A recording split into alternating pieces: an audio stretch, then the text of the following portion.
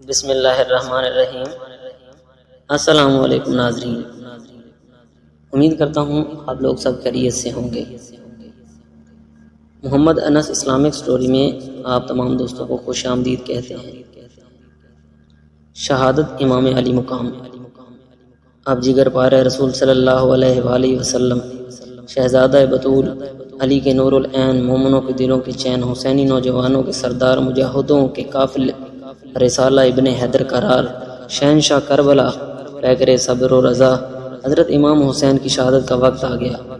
جب آپ نے میدان جنگ میں جانے کا ارادہ فرمایا تو حضرت زین العابدین اپنی بیماری اور نکاہت اور کمزوری کے باوجود نیزہ لیے ہوئے حضرت امام حسین کی خدمت میں حاضر ہوئے اور عرض کیا، ابا جان، پہلے مجھے میدان کربلا میں جانے کی اجازت دیجیے، میرے ہوتے ہوئے آپ شہید ہو جائیں، یہ نہیں ہو سکتا۔ امام علی مقام نے اپنے نور نظر کو اپنی آغوش محبت میں لیا اور پیار کیا، فرمایا، بیٹا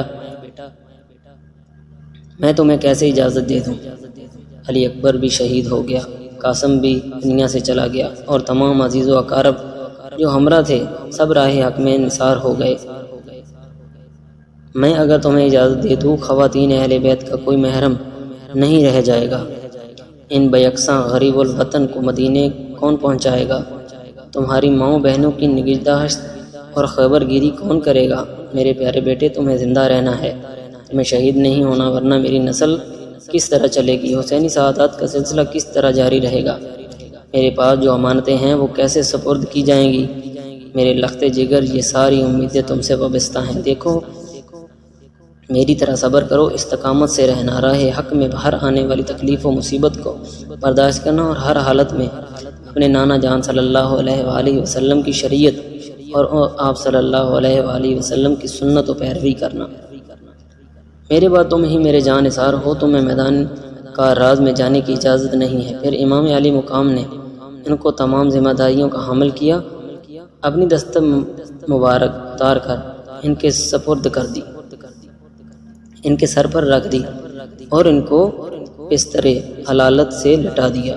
اب امام حسین اپنے خیمے میں تشریف لائے، صندوق کھولا، قبائے مصری زیب تن فرمائی اور تبرکات میں سے اپنے نانا جان صلی اللہ علیہ وآلہ وسلم کا امامہ مبارک اپنے سر پر باندھا، سید الشہداء حضرت امیر حمزہ کی ڈھال پشت پر رکھی، شیر خدا کی تلوار ذوالفقار گلے میں حمائل کی اور جعفر طیار کا نیزہ ہاتھ میں لیا، اور اس طرح تاجدار کربلا، پیکر صبر و رضا، سب کچھ راہ حق پر قربان کرنے کے بعد اپنی جان نثار کرنے کے لیے تیار ہو گئے۔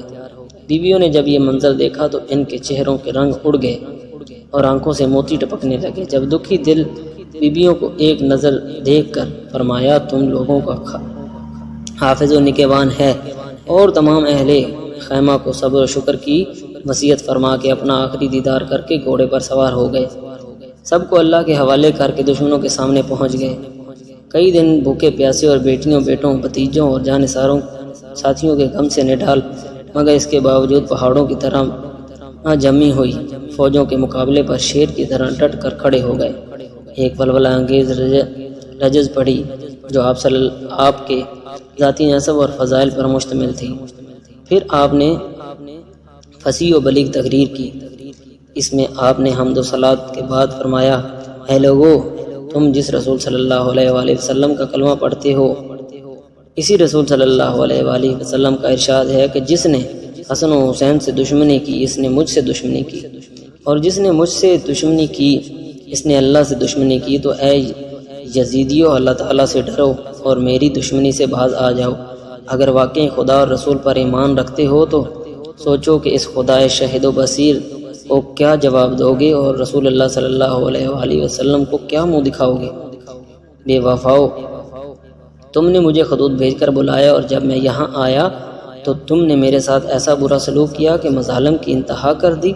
ظالموں، تم نے میرے بیٹیوں، بھائیوں اور بھتیجوں کو خاک و خون میں تڑپایا، چمن زہرہ کے ایک ایک پھول کو کاٹ ڈالا، میرے تمام ساتھیوں کو شہید کر دیا اور اب میرے خون کے پیاسے ہو۔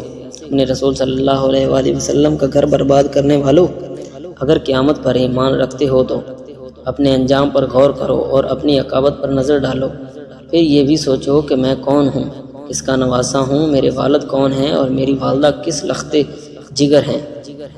میں فاطمہ زہرا کا فرزند ہوں کہ جن کے پل صراط سے گزرتے وقت عرش سے ندا کی جائے گی، اے اہل محشر اپنے سروں کو جھکا لو اور اپنی آنکھیں بند کر لو کہ خاتون جنت 70,000 حوروں کے ساتھ گزرنے والی ہے۔ بے شرموں، اب بھی وقت ہے، شرم سے کام لو اور میرے خون سے اپنے ہاتھوں کو رنگین نہ کرو۔ حضرت امام حسین کی تقریر سن کر یزیدی لشکر کے بہت سے لوگ متاثر ہو گئے اور ان کی آنکھوں سے آنسو جاری ہو گئے، لیکن شمر وغیرہ بدبخت یزیدیوں نے کوئی اثر نہیں لیا، بلکہ جب انہوں نے دیکھا کہ امام علی مقام کی تقریر کا اثر ہونے لگا ہے تو انہوں نے شور و غل مچانا شروع کر دیا۔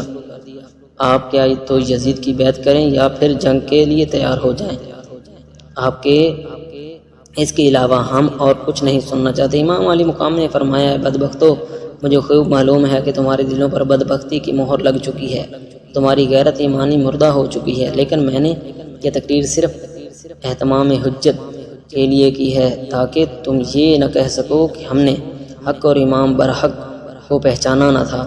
اللہ کا شکر ہے میں نے تمہارا یہ عذر ختم کر دیا۔ اب رہا یزید کی بیعت کا سوال، تو یہ مجھ سے ہرگز نہیں ہو سکتا، میں باطل کے سامنے سر جھکا دوں۔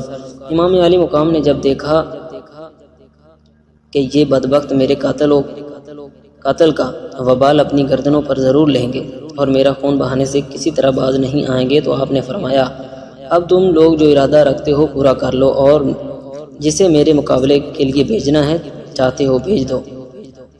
بڑے بڑے مشہور بہادر جو شیر خدا کے شعر کے لیے محفوظ رکھے گئے تھے، ان میں سے ابن سعد نے سب سے پہلے تمیم بن قطبہ